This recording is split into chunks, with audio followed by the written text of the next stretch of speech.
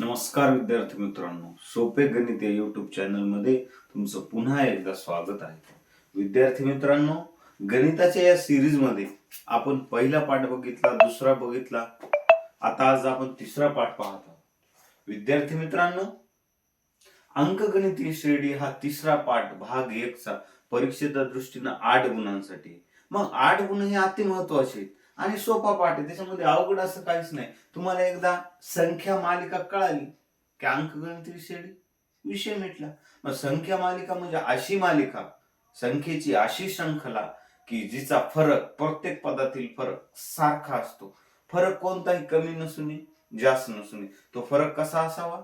सारखा असावा. त्या संख्येला, त्या क्रमिकेला आपण अंकगणितीय श्रेणी म्हणतो. मग आता या क्रमिकेमध्ये काही घटक असतात. मग ते घटक जर समजले तर ती क्रमिका समजते. मग पहिल्या पदाला ए म्हणतो आपण, त्या दोन पदामधील अंतराला डी म्हणतो, शेवटच्या पदाला टीएन म्हणतो. पदांचं जर एखादा पद शोधायचं असेल तर टीएनचं सूत्र वापरतो. पदांची बेरीज जर काढायची असेल तर एसएनचं सूत्र वापरतो. असे हे दोन सूत्र आपण अंकगणितीय श्रेणीमध्ये वापरतो. तसेच पुढं मोठमोठ्या गणितामध्ये 3 मार्काच्या 4 मार्काच्या गणितात आपण क्रमागत पदे शोधतो, त्याच्यामध्ये पण आपण वेगवेगळे सूत्र वापरतो. ते पुढील व्हिडिओमध्ये मी सांगणार आहे. पण आजच्या व्हिडिओमध्ये आपल्याला फक्त एका गुणाचे प्रश्न पाहायचे. म्हणजे परीक्षेला, बोर्डाच्या परीक्षेला एका गुणाचे अंकगणितीय श्रेणी या धड्यावर कोणते प्रश्न विचारू शकतात ते प्रश्न आज आपण पाहणार आहोत आणि अतिशय सोप्या पद्धतीने. तेव्हा लक्ष द्या. त्यामधील पहिला प्रश्न आहे बघा. म्हणजे समजा ए ला काय म्हणतो? पहिलं पद. डी ला काय म्हणतो? सामान्य फरक, साधारण फरक पण म्हणतात. टीएन सामान्य पद. एसएन चं सूत्र असले की पदांची बेरीज. हे थोडं डोक्यात ठेवायचं, सूत्र पाठ करायचं. मग आता पहिलं गणित कोणचं आहे? 2, 4, 6, 8 अंकगणितीय श्रेणी आहे की नाही ते ठरवा. मग आता बघा, मी तुम्हाला सांगितलं अंकगणितीय श्रेणी जर ठरवायची असेल तर आपल्याला काय करावं लागणार आहे? प्रत्येक पदातला फरक बघावा लागणार. म्हणजे या दोन पदात कितीचा फरक आहे, या दोन पदात कितीचा फरक आहे. मग त्यामुळे आपल्याला काय करायचंय? T2 वजा T1. T2 म्हणजे दुसरं पद आणि पहिलं पद यांची वजाबाकी करायची. काय अवघड आहे का? 2.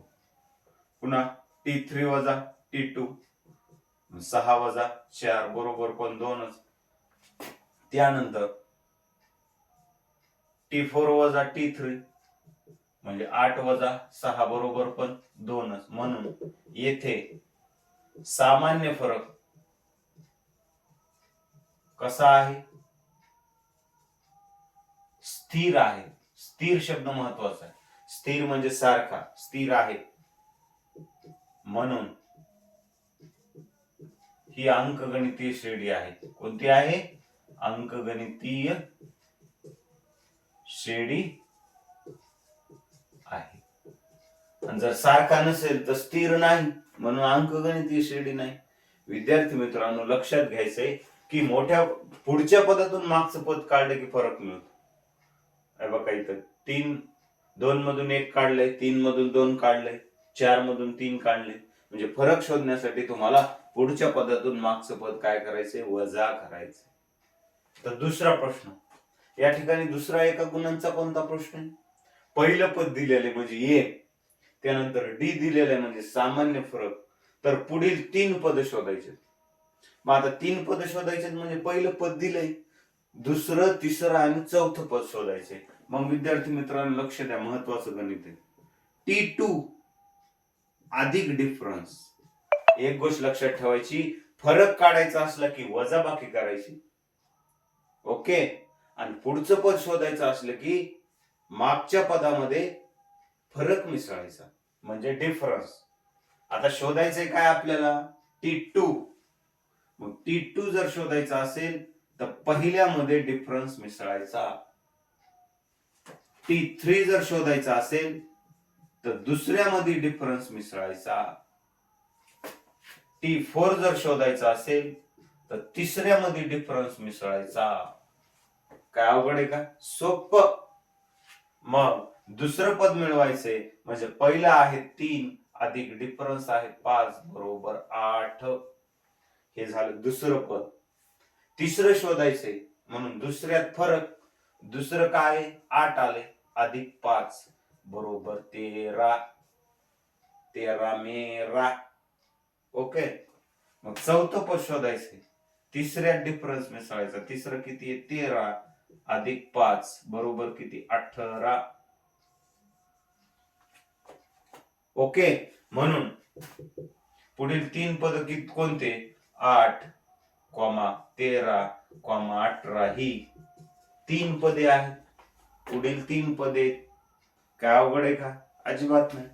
मग आता तिसरं गणित आहे 9, 13, 17, 21 डॅश डॅश डॅश या अंकगणितीय श्रेणीसाठी ए व डी शोधा. ए म्हणजे काय?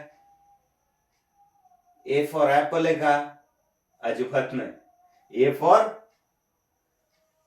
अराईव्ह सुरुवात आहे त्याची म्हणजे पहिलं पद.